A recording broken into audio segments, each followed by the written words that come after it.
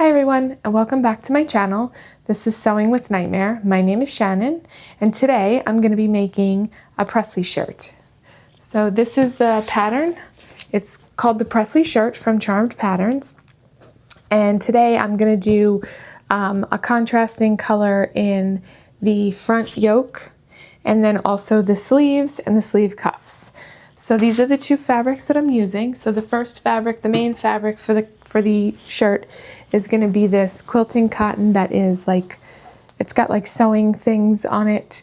It has some fabric on it. It has some notions on there, some measuring tapes, bodice pieces, pattern pieces, scissors, and then little dress forms. So I got this fabric for like, I don't even remember how much exactly it was, maybe like $4 for 2 yards from the quilt show that I went to a couple months ago. So I have that for the main fabric. And then for the contrasting fabric, I just went and bought this quilting cotton in a color that contrasted or that matched as closely as I could get it to one of the colors in here. And this one kind of matches the tape and the dress form and the pink that's in there. So it was pretty close. Not exact, but it was pretty close. So I'm going to make that today, and then I have some like small silver buttons that I'm going to use as well. So I'm excited to make this pattern because this is like a staple item that I can have in my wardrobe that I don't feel like I have right now. And if this pattern works out, I do plan on making a couple more of them in other fabrics that I have in my stash. So I'm excited to see how it works out. So let's go get started. So in this clip of the video, you can see that I am cutting out the fabric pieces, laying them out and cutting them out. And this took actually a little bit longer than I feel like it normally does for me, probably because I was trying really hard to pattern match. However, I didn't take into account the overlap and the seam allowance, so next time I just need to make sure that I'm doing that, because the pattern matching looked really good until I sewed some of the seams, and then I realized that I didn't take that into account, so it's just something I need to work on.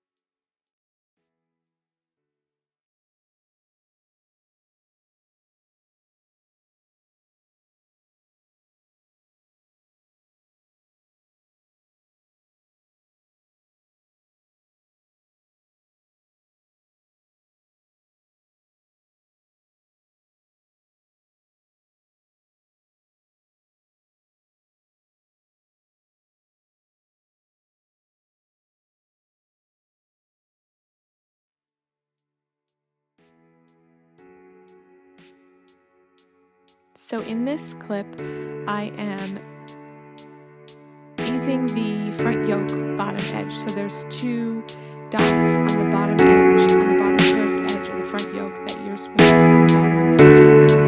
And then you ease it and put it onto the front piece of the shirt, and then ease any of that extra fabric in. I also ironed it afterwards to make sure that it was nice and pressed down. And then I also did a basting stitch all the way around so that you just, at that point, you just treat it as one piece.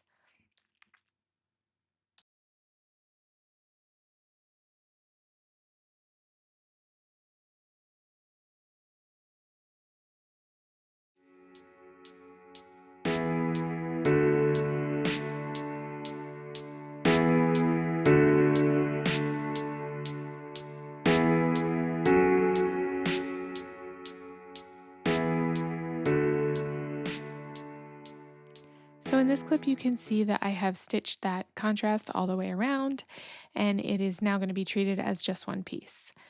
I have also stitched the pleat on the back, and then the next step is to put the yoke. And there's two yoke pieces, so I'm going to go ahead and do that now.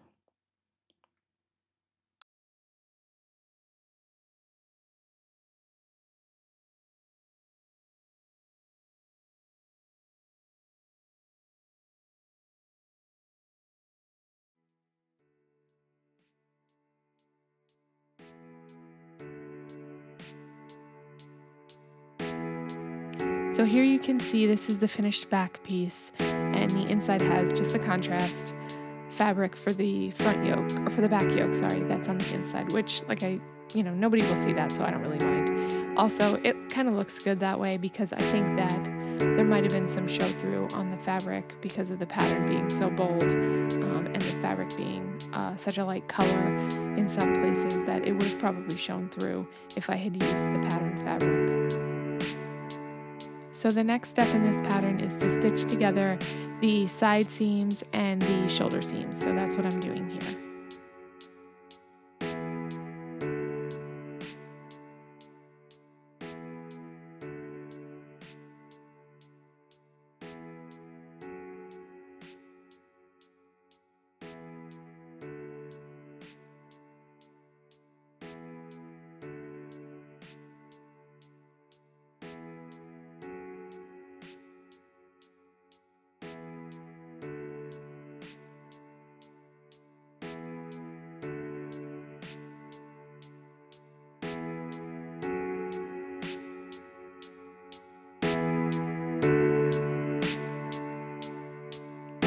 And then it calls for a top stitch on that shoulder seam, so I'm also doing that here on both sides.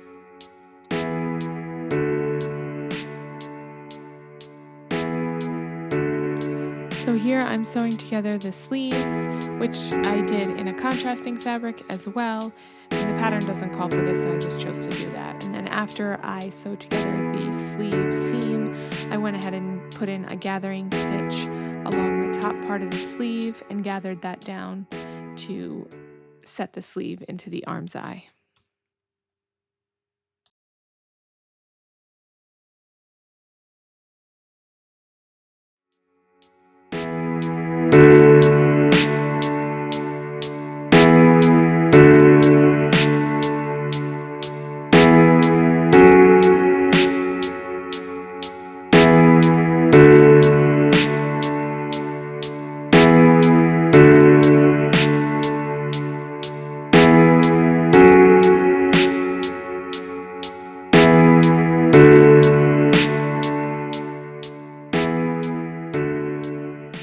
So once I gathered the sleeve down to the proper size to fit inside the arm's eye, I went ahead and pinned it and stitched it in place.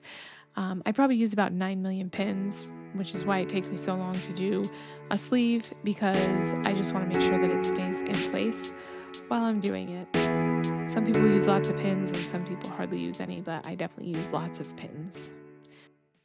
And also, as you can see here, I'm constantly sticking my hand underneath and pulling it straight, because this was extra fiddly because of the gathers that they want you to put in there. So you have to make sure everything is completely straight, and I'm always like straightening it out and fixing it. So it took me extra long to do the sleeves because of that. And also to make sure that you had the right side out because, you know, that's always exciting when you're doing sleeves.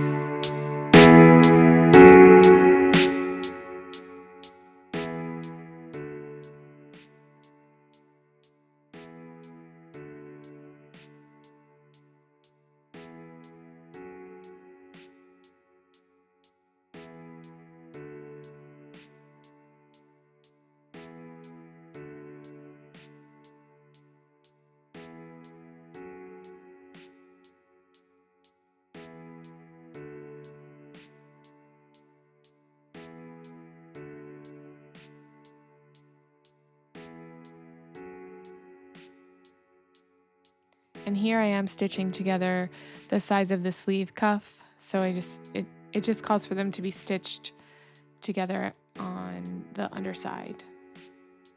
So after I do that, then it has you pin it to the sleeve and then sew it in place. And this pattern's kind of weird in that it tells you to do like 2 rows of stitching, one at the seam allowance and one inside the seam allowance. I guess that's their way of like finishing it. And I did do that, but it was kind of tedious. And then it has you do an understitch, and then you fold it back, stitch it again, and then you just iron it. So like I said, the sleeve was kind of fiddly.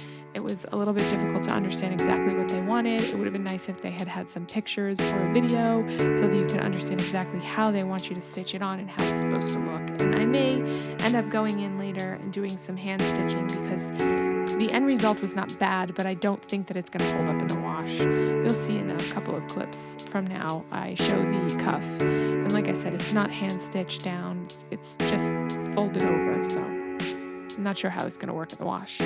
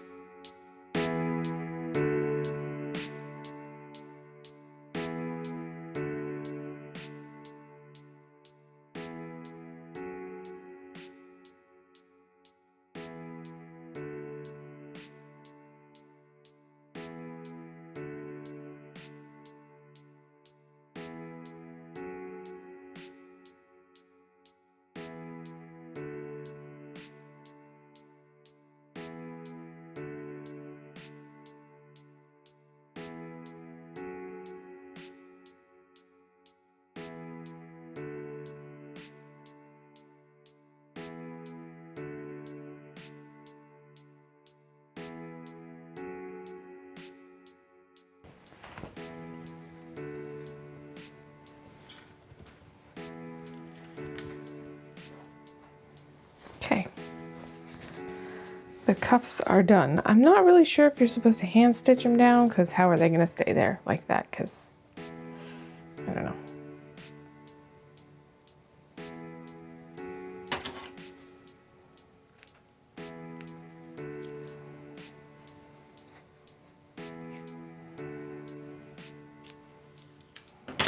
We'll find out, I guess.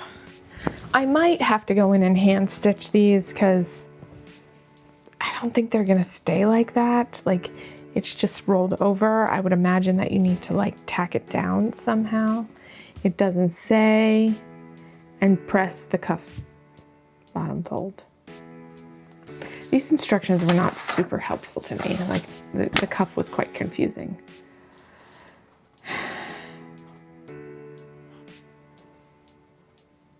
Interfaced collar.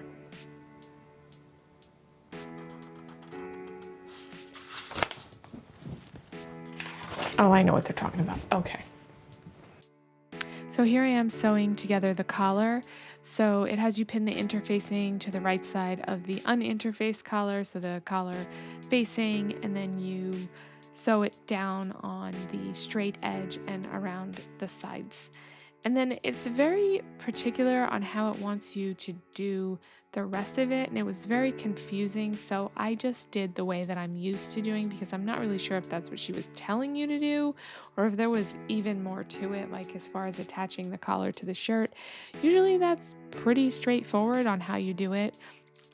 But the instructions were really confusing to me. And again, no pictures, so I had no idea if I was actually doing it the way that she wanted me to do it or the pattern wanted me to do it, or if I was just going along with how I normally put a collar in, because I just really did not understand why it had so many steps to put the collar in. So here and here I'm grading the seam, so it has you grade it in a very specific way. So I did grade the seam so that it wouldn't be so bulky, and I do think that made quite a bit of difference. Honestly, I don't always do this. It's just something that I kind of forget. But I think it does make a difference in how the collar looks and how it sits and how bulky it is. So in this clip, I just went ahead and sewed the collar on to the shirt in the normal way that I would sew a collar on, which was just sewing on the interface part with the facing pulled out of the way, so that then you would have to go back in and hand stitch the facing down to cover all of those raw edges. That's just how I did it here. I'm not really sure if the instructions wanted you to do it that exact way or if there was something else I was supposed to do, because when I was reading the instructions, it was just really confusing. And then I think that my battery ended up dying shortly after this because I did not record putting the facing on. So I'm not really sure what happened, whether my battery died or I ran out of space on the video card that I was using, but I just didn't get it on camera. So after this, I went ahead and put the facing on, and then I hand stitched everything that needed to be hand stitched down.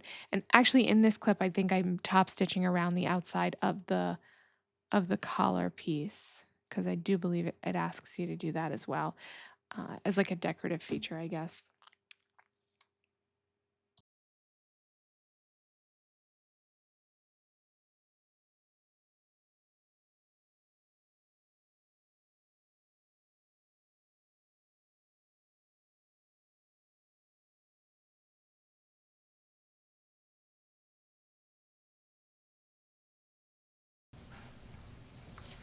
I stitched the facing on.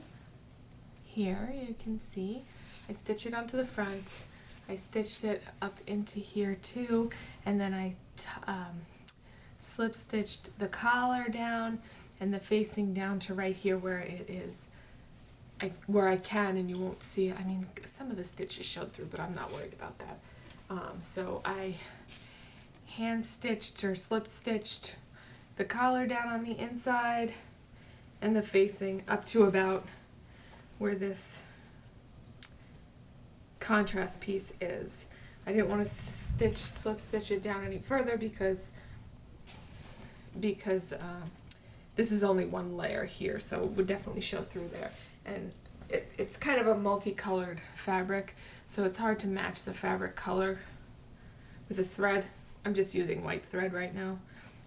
And here you can see that you can kind of see some of it right here. I just have to press it out really good and probably get rid of some of that stuff there. So press under 1/4 of an inch. Finish the facing at the hem. Fold front facing to shirt's right side and pin.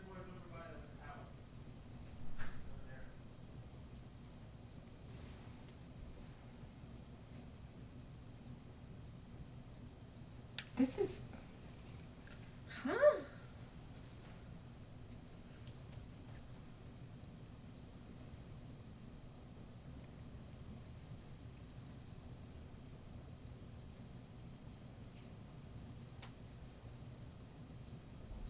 I am so confused. This is saying, so I have to turn it under 1/4 of an inch. Let me just start by doing that. I'm gonna go press it.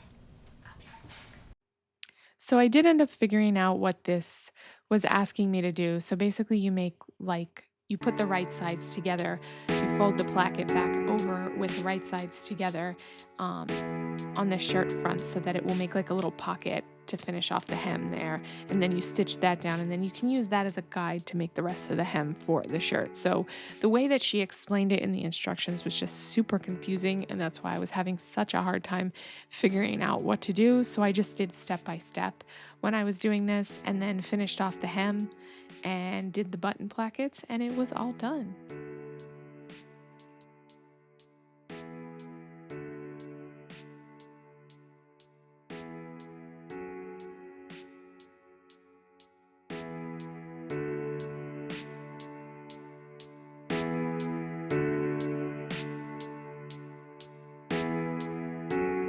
So I went ahead and pressed it after I turned that facing back out, and then I went ahead and hemmed the entire remainder of the garment, of the bottom of the shirt. So here I am just stitching all of that down for the hem, and then after that it was the last few steps and then the reveal.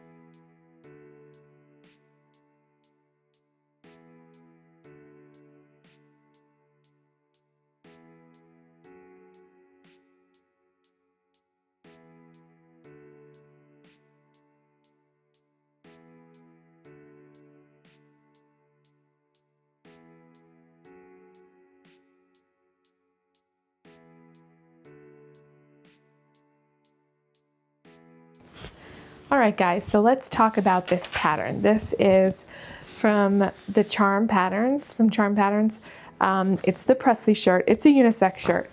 So the pattern was relatively easy to follow.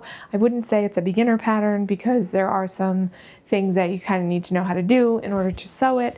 However, I really like the results. I'm really happy with how it came out. I don't think anything was wrong with the pattern. I thought it was really easy for me to follow, really easy to sew. But there are some different construction methods that they have you do. Like I was a little bit confused on how to put the cuff in, but I ended up figuring it out. So for that reason, I wouldn't say that it's necessarily good for somebody who's a beginner, but somebody who is kind of like been sewing for a little while, probably be fine figuring it out. Wasn't that bad. There aren't any pictures and there's no video to go with it like a lot of her patterns do have, like video tutorials and stuff like that, but this one doesn't have one. So when I had questions, I kind of just had to read the instructions a few times to figure it out. But other than that, I'm really happy with the pattern. I love the way it turned out. Some things that I did that I wish I hadn't was I shortened the pattern by about 5 inches. I probably could have only done 4 because it's a little bit short. If I like put my arms up, you know, it's a little short. So that's one thing. The other thing is I put the buttons and the buttonholes on the wrong side. So your buttons are supposed to be on your right side and your buttonholes are supposed to be on the left side. And I flip-flopped them for some strange reason. I didn't go and check one of my other shirts to see which side I was supposed to be on. It doesn't say in the instructions, probably because it's usually kind of common sense. So it's just kind of weird putting it on because your hands are trying to do something else and it's not right. So that was just a me thing. Otherwise, I love this fabric. I think it is super cute. It's got all these like sewing patterns and scissors and tape and buttons and little dress forms and stuff like that on it, and I think it's super cute. I don't know if it's vintage, but it totally looks kind of vintagey. And I love the buttons that I picked for it. They're these cute little metal buttons that have like kind of swirl work on them or flowers or something on them. But otherwise, I'm really happy with it. I love the way it turned out, and I even really like how I pattern matched. However, I did not take into account the overlap. So the pattern matching is not super great on the front. When it was sitting on the dress form without actually having been finished being sewn, and like side by side, the pieces in the middle lined up almost perfectly. So my pattern matching was really good. I just didn't take into account seam allowance and overlap. So next time I just have to improve on it. All right, well, thank you for watching, and I hope you like and subscribe, and I will see you next time, where I am probably going to be making a dirndl. That is my next project that I'm going to try and tackle, because we are going to the Ren Fair in October, and it's for Oktoberfest. So I'm excited. I've never made a dirndl, and hopefully we can get started on that soon.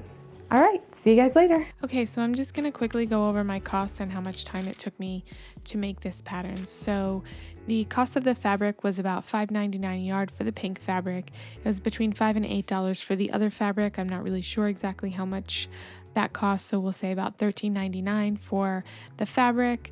And then cutting time was 67 minutes, sewing time was 3 hours and 45 minutes, with a total of 4 hours and 52 minutes. So I rounded that up to 5, and 5 times $21.63, which is the living wage here in Austin, Texas, comes out to about $108.15. So total cost would have been about $122.14. So I can tell you that's a little overpriced for a shirt like this. I don't know that slow fashion companies make shirts like this that are going for that price. So I would say that my cost is a little high, even though the fabric was really cheap, because it was a labor-intensive shirt.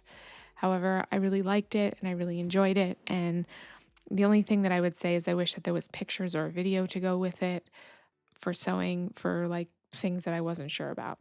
Otherwise, I'm excited to make more of them and have them as a wardrobe staple. Thank you guys for watching, and I'll see you in my next video.